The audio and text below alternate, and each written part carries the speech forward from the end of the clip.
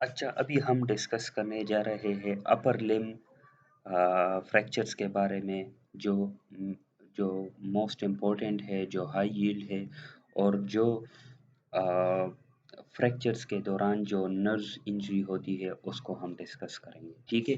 तो पहले humerus fractures. तो ह्यूमरस फ्रैक्चर्स जो है वो साइट हम डिस्कस करेंगे जहाँ पे नर्व इंजरी कॉमन होती है, ठीक है? Sites of potential injury to major nerves and fractures of the humerus. तो वो कौन-कौन से जगह है? पहले surgical neck of the humerus है। तो ये देखिए surgical neck of the humerus है। फिर एनाटॉमिकल नेक भी होती है, लेकिन सर्जिकल नेक के एरिया में कौन-सा नर्व जाता है? Axillary nerve. तो ये देखिए ये एक्सिलरी नर्व है। तो जब surgical neck of the humerus बोला गया हो तो उसमें हम कौन से नर्व्स की लीजन या इंजरी देखेंगे? वो है एक्सिलरी नर्व, ठीक है?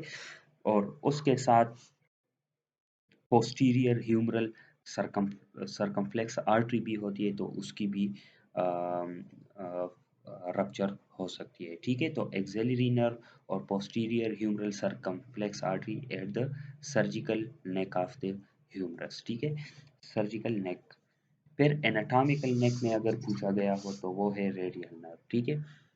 फिर मिड शाफ्ट फ्रैक्चर, ये देखिए मिड शाफ्ट फ्रैक्चर है, फ्रैक्चर ऑफ शाफ्ट।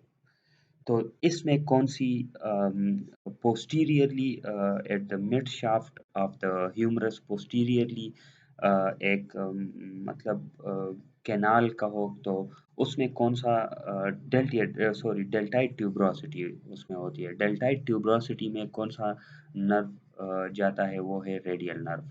और रेडियल नर्व के साथ कौन-सी आर्टरी जाती है? प्रोफंडा ब्रेकियाई आर्टरी, जो कि ब्रेकियल आर्टरी की ब्रांच है। तो जब फ्रैक्चर ऑफ मिड शाफ्ट होती है डेल्टाइड ट्यूबरोसिटी के एरिया में, तो उसमें क्या डैमेज होगा, क्या होगा, कौन सा नर्व इंजरी होगा? रेडियल नर्व और प्रोफंडा ब्रेकियाई आर्टरी की इंजरी होगी, ठीक है?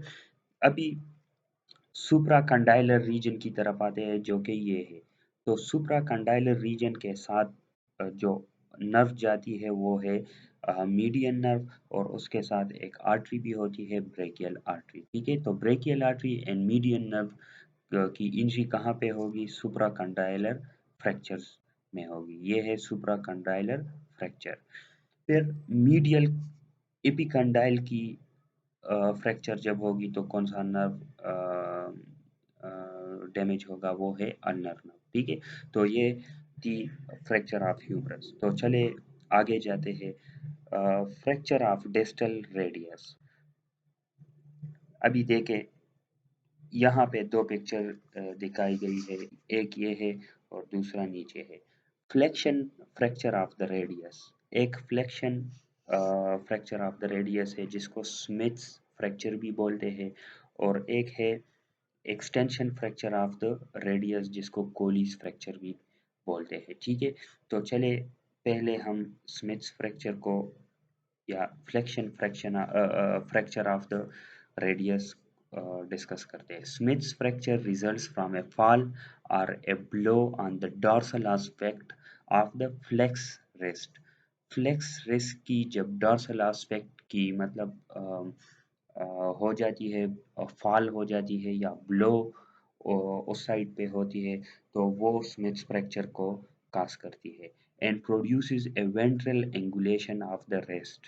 रिस्ट की डायरेक्शन फिर किस तरह होगी? Ventral angulation of the wrist. ये एरो पे दिखाया गया है कि रिस्ट कहाँ पे डिविएट होगा, एंगुलेट होगा? वो इंटीरियरली होगा, ठीक है?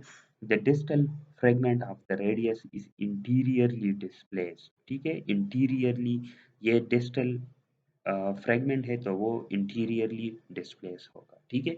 तो दे दिस इज स्मिथ्स फ्रैक्चर या flexion fracture of the radius. फिर ये है extension fracture of the radius, Colles fracture. तो the Colles fracture result from forced extension, वो फ्लेक्स रेस्ट पोजीशन में था, अभी ये एक्सटेंशन ऑफ द हैंड है, usually as a result of trying to ease a fall by outstretching the upper limb, ठीक है। distal fragment is displaced dorsally या posteriorly, उसमें interiorly displacement थी, इसमें dorsally, ठीक है।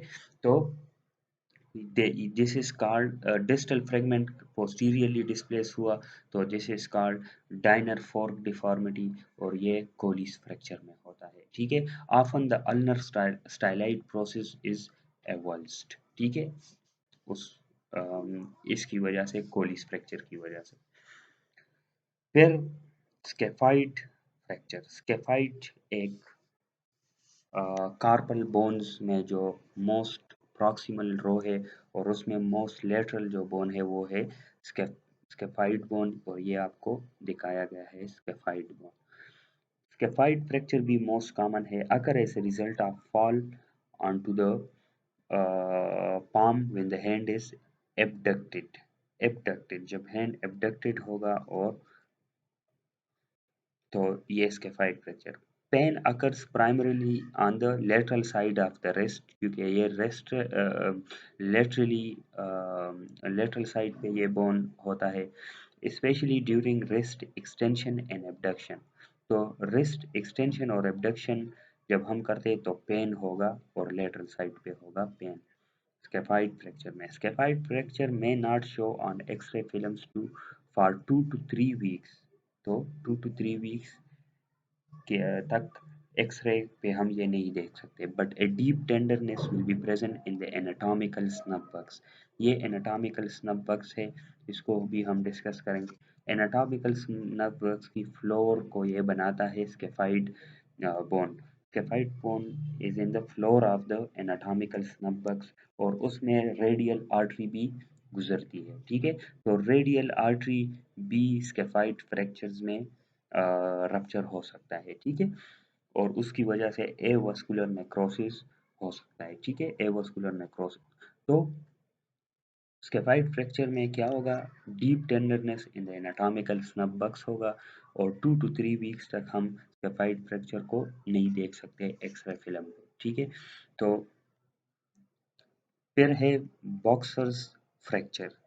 बॉक्सर्स फ्रैक्चर कहाँ पे होता है, ये मेटाकार्पल जो फिफ्थ मेटाकार्पल बोन है उसमें उसके neck of the metacarpal bones पे ये होता है, ठीक है। तो देखिए boxers fractures most commonly occur in the necks of the metacarpal bones are frequently fracture during fist fights, तो इसीलिए इसको बॉक्सर्स फ्रैक्चर का नाम भी दिया गया है।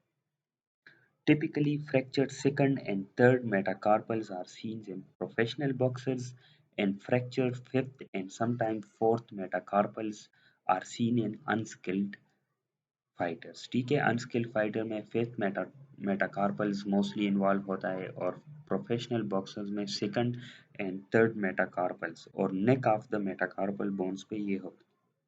ये देखें ये मेटाकार्पल बोन है, तो मेटाकार्पल बोन्स में ये नेक ऑफ द मेटाकार्पल है और उस पे ये बॉक्सर्स फ्रैक्चर हो गया है, ठीक है।